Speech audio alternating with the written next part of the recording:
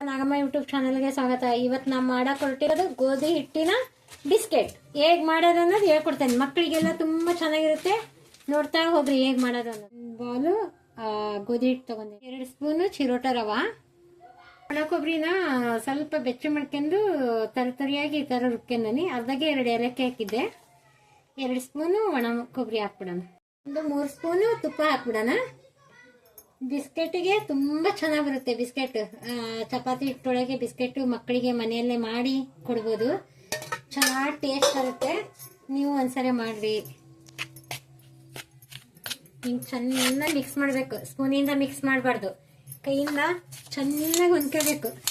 ಈ ಥರ ಹಿಂಗೆ ಚೆನ್ನಾಗಿ ಹಿಂಗೆ ಕಲಿಸ್ಬೇಕು. ಹಿಟ್ಟು ಬರೋ ಮಟ ಒಣ ಹಿಟ್ಟು ತುಪ್ಪ ಹಾಕಿ ಕಲಿಸ್ಬೇಕು. ನೋಡ್ರಿ, ಈ ಥರ ಹಿಂಗೆ ಬರ್ಬೇಕು. ಈ ಥರ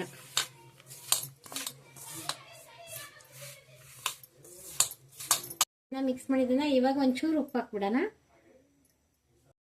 ಈ ಥರ ಹಿಂಗೆ ಸಕ್ಕರೆ ನೀರು ಹಾಕಿ ಕೈಯಾಡಿ ಈ ಥರ ಹಿಂಗೆ ಸಕ್ಕರೆ ಎಲ್ಲ ಕರಗಿಬಿಡ್ಬೇಕು ನೀರೊಳಗೆ. ನಾನು ಸಕ್ಕರೆನ ಇದರಿಂದ ಅರ್ಧ ಲೋಟ ತಗೊಂಡಿದ್ದೆ, ಅರ್ಧ ಬಟ್ಲ. ಅದು ಸ್ವಲ್ಪ ತಣ್ಣೀರು ಹಾಕಿ ಮಿಕ್ಸ್ ಮಾಡಿದೆ. ಇವಾಗ ಹಿಟ್ಟಿಗೆ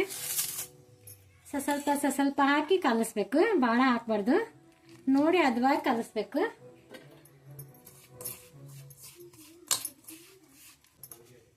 ನೋಡಿ ವೀಕ್ಷಕರೇ, ಸ್ವಲ್ಪ ನೀರಾಗಿ ಕಲಸಿದ ಮೇಲೆ ಎಷ್ಟು ಚೆನ್ನಾಗಿ, ಎಷ್ಟು ಗಟ್ಟಿ ಕಲಿಸ್ಬೇಕು.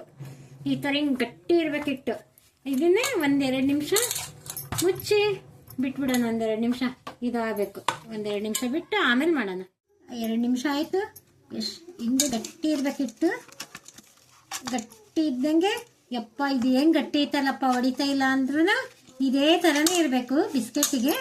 ಇವಾಗ ಒಂದು ಮಣೆ ತಗೊಂಡು ಇದ್ರ ಮೇಲೆ ಸ್ವಲ್ಪ ಫುಲ್ ಗಟ್ಟಿನೇ ಇರಬೇಕಿದು. ಒಂದು ಚಾಕು ತಗೊಂಡು ಕಟ್ ಮಾಡಿಬಿಡೋಣ. ನಮಗೆ ಯಾವ ಥರ ಸೈಜ್ ಉಂಡೆ ಬೇಕು ಆ ಥರ.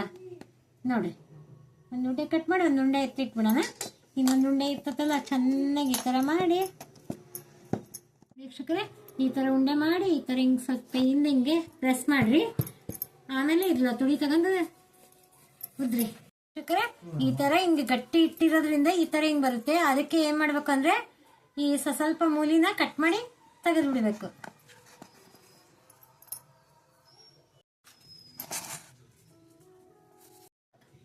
ನೋಡ್ರಿ, ಈ ಥರ ಎಲ್ಲ ಸೈಡಿಂದೆಲ್ಲ ಕಟ್ ಮಾಡಿ ತೆಗೆದೆ. ಇವಾಗ 4 ಪೀಸ್ ಮಾಡಿಬಿಡೋಣ. ಬಿಸ್ಕೆಟ್ ಅಂತಕ್ಕೂ ತುಂಬ ಚೆನ್ನಾಗಿ ಬರುತ್ತೆ. ನೀವು ಒಂದ್ಸರಿ ಆಗಿದೆ ನೋಡಿ ವೀಕ್ಷಕರೇ, ಈ ಥರ ಆಗಿದೆ. ಎಷ್ಟು ಚೆನ್ನಾಗಿ ಬಂದಿದೆ ಬಿಸ್ಕೆಟ್. ನಿಮಗೆ ಇನ್ನೊಂದು ಸ್ವಲ್ಪ ಡಿಸೈನ್ ಬೇಕಪ್ಪ, ಮಕ್ಕಳು ತಿನ್ನಲ್ಲ ಅಂದರೆ ಕಟ್ ಮಾಡಬೇಡ್ರಿ. ಹಿಂಗೆ ಸ್ವಲ್ಪ ಈ ಥರ ಹಿಂಗೆ ಮಾರ್ಕ್ ಮಾಡ್ಕೊಳ್ರಿ.